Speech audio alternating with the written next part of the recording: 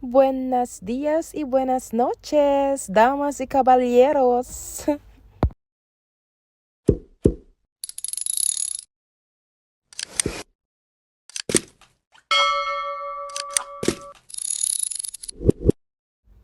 So for today's video, another place we explore here in UAE, and this is an annual festival located in Liwa Village, Al Dhafra.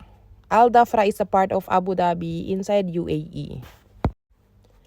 So finally, we arrived our destination. It took us almost 3 hours travel from Abu Dhabi City to Al Dhafra Liwa Village. Actually, we are supposed to arrive earlier than 6 o'clock because we are planning to witness the sunset in Murid Dunes. Kasi mas maganda daw ang view pag nasa taas ka daw ng disyerto sa may desert hills, tapos pababa naman, palubog naman ang araw. But late nga kami dahil ang daming mekus-mekus sa daan, daming pinagdaanan. Dumaan kami sa may Burger King, dumaan sa Adnog kasi iihi, ganon. So, we arrived late, so hindi na namin naabutan yung sunset. But it's fine kasi nandito naman na kami dito sa may Liwa Village. Doon muna kami pumunta. Pagdating namin, doon kami pumunta sa may drifting cars. Sa kabila naman yun. Grabe ang lawak ng space ng lugar nila. Napakalaki, parang hindi kasya yung isang buong gabi para maglibot dito. Kasi may ito na nga parang global village nila, Liwa Village. Tapos sa kabila may yung drifting cars. Tapos yung kabila naman yung mga food court na napakalawak, may mga merchant. Ang daming mga tent for rent kung in case na hindi nyo kayang umuwi. May mga tent for rent. Tapos may mga kitchen na rin siya. Good for 1 night, good for 2 nights. It's up to you until when you want to stay in this place. Kasi napakaganda. Kasi malayo siya sa kabihasnan. Tapos, hindi siya crowded na parang global village. Kasi nasa kabundukan na siya. Kalagitnaan siya ng disyerto. Liwa Village returns with a vibrant cultural playground that blends live concerts, family's attraction, culinary delights, and an Emirati heritage.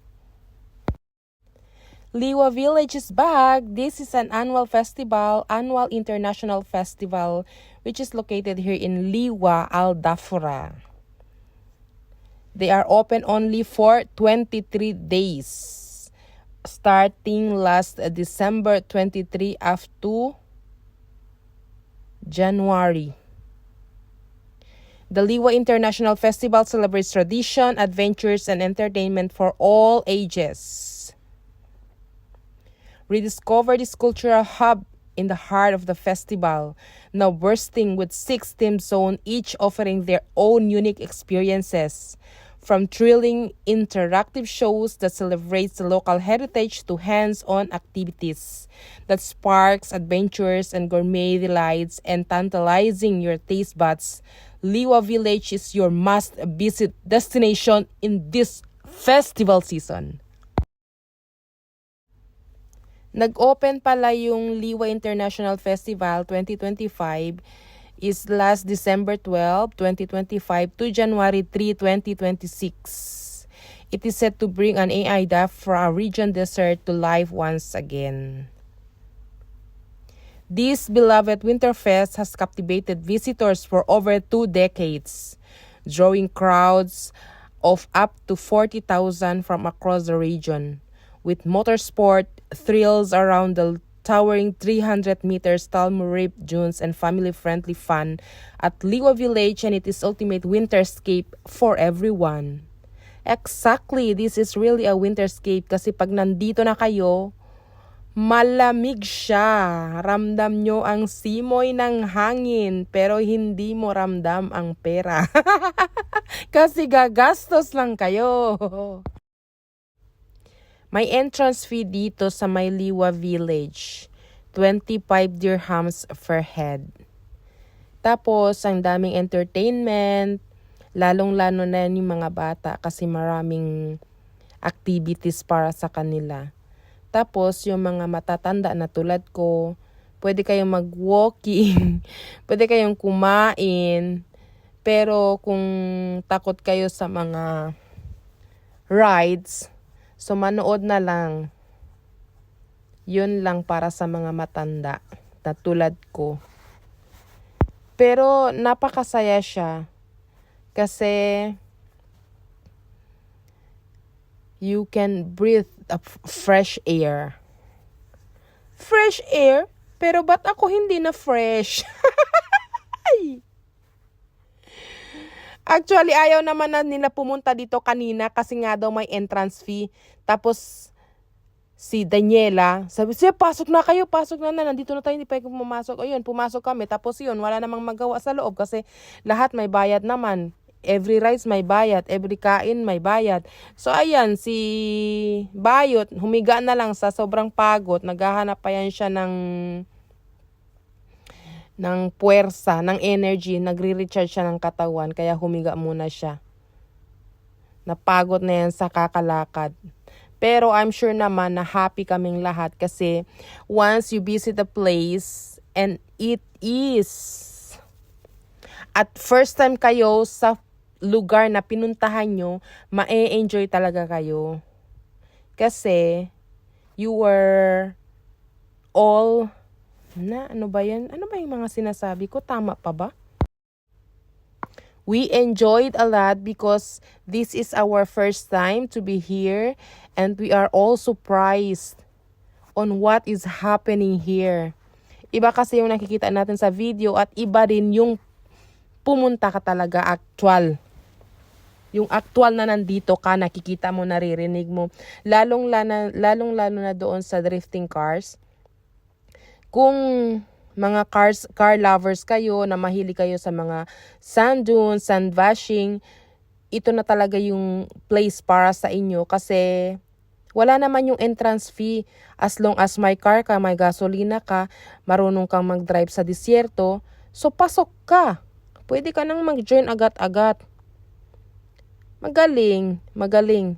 Kasi yung kahit yung mga buggy lang, mga Raptors, mga pick-up, ando nakakarera sila pataas ng desert hills. Nakakatuwa naman tingnan. At ito naman dito sa Liwa Village, yun nga, hindi siya maraming tao. Kasi nasa malayo talaga siya. Imagine nyo, nagbiyahe kami ang sa Google Map, lumabas sa Google Map is 2 hours and 45 minutes. Nang dahil bago kami umalis ng Abu Dhabi, pumunta pa si Daniela doon sa kaibigan niya. Kumuha siya ng pagkain, ng cookies. Kasi para may baon kami. Tapos dumaan kami na LP, nag-order pa ng sandwich, ng ilang minutes pa. Tapos nagbiyahe na kami sa kalagitnaan, dumaan sa Adno kasi iihi pa. Bumili na naman kami ng pagkain. Parang pumunta kami dito para mag-picnic lang ng pagkain. Ayun na, na-recharge na nga si Bayot. Tingnan nyo, sumayaw na siya. Si Bayot talaga ang nagdala kasi imagine nyo, papunta at pauwi kami. Walang katapusang daldal niya. Ayan, naka-recharge na siya. Kaya yun, sumayaw na. Tingnan nyo, parang badyaw, diba? Ay, naku, Bayot. Shout out kay Bayot. Thank you for the fun. Thank you for the laughters. Kasama namin si Bayot from Davao. LP is from Davao. And Daniela is my cousin, which is we were living in the same place. Ayan na nga, yung dance step niya, hindi naman pang Emirati, pang badyaw naman ng Pilipinas, ng Zamboanga. Kulang na lang ng lata si Bayot. Full charge na yan siya. But anyway, hindi talaga siya bad jaw. Good jaw yan siya.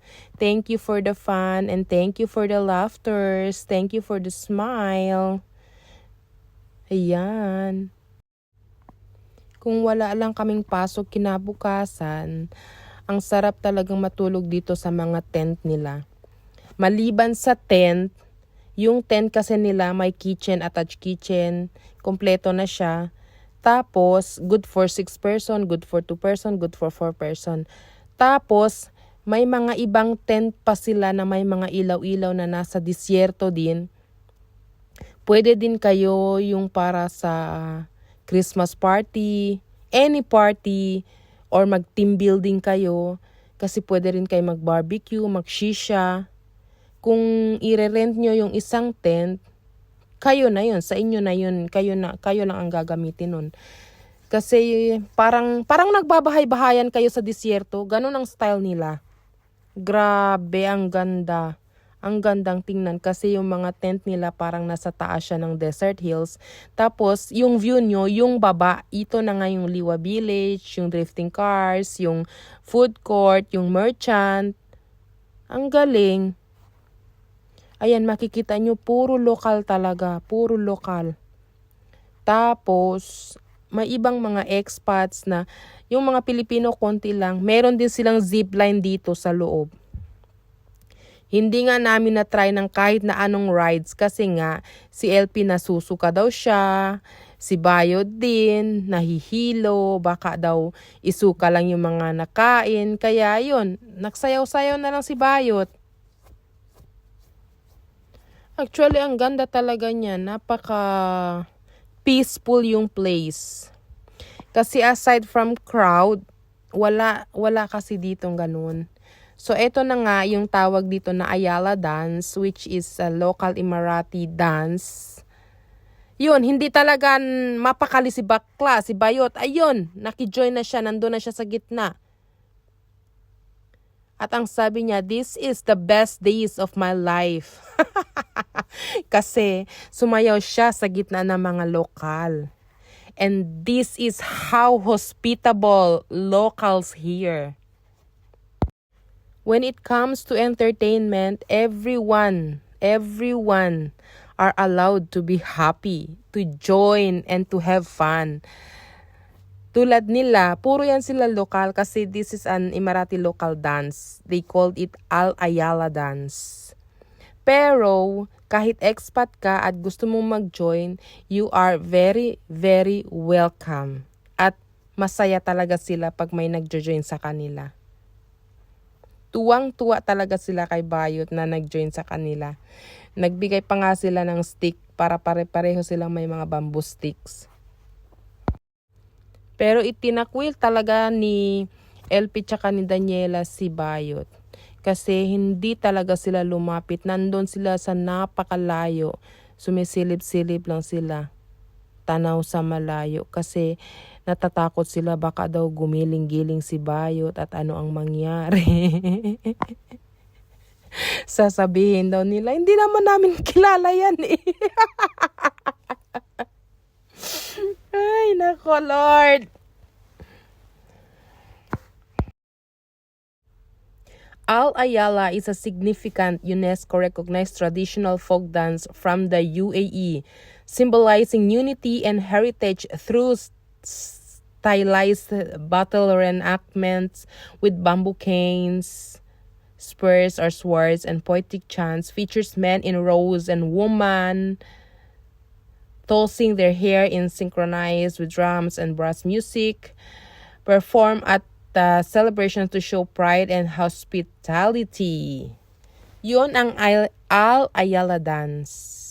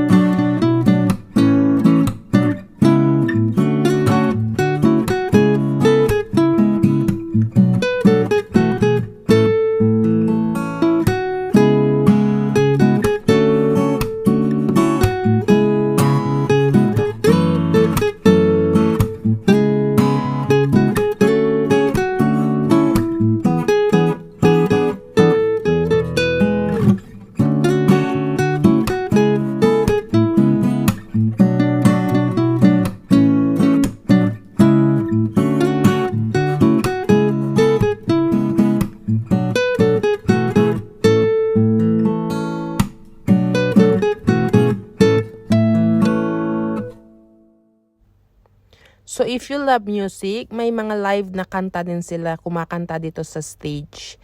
Tapos yung parang outdoor siya na may mga upuan, tapos napakalaking stage, nandyan sila sa taas, kumakanta, tumutugtog.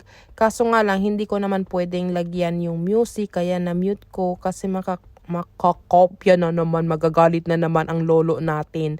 Kaya yun, ginawa ko na lang siyang pipi.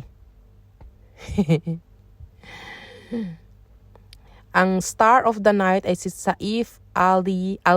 Saif Al-Ali. Siya ang singer para sa gabing ito.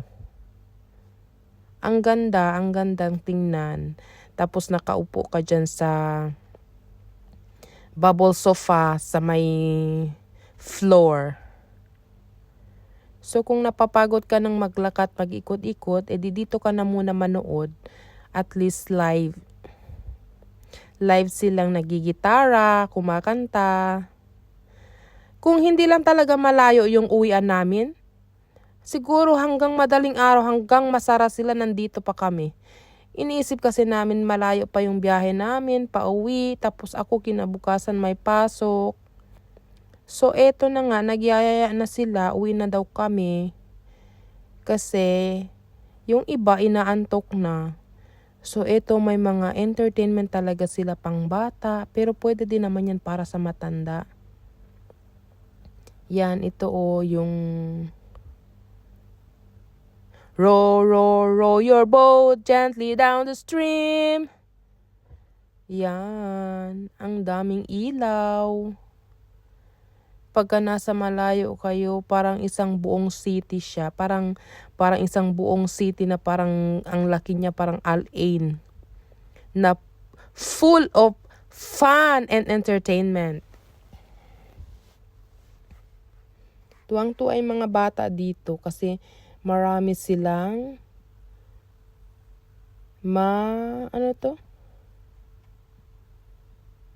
kinaaliwan. Pagdating nyo dito sa may roundabout pa lang kayo na may signboard na Murid Dunes, pagpasok nyo doon sa may roundabout, matatanaw nyo na nasa gitna ng disyerto, ang daming ilaw. Tapos yung malapit na kayo, yung daan niya is parang dumadaan kayo sa mga desert hills na wala kayong matatanaw, na puro buhangin lang. Tapos pag akyat na naman ang sasakyan, pagbaba na naman niya ulit sa kabila, makikita nyo na naman yung parang buong city na may ilaw. Sa gitna siya ng disyerto.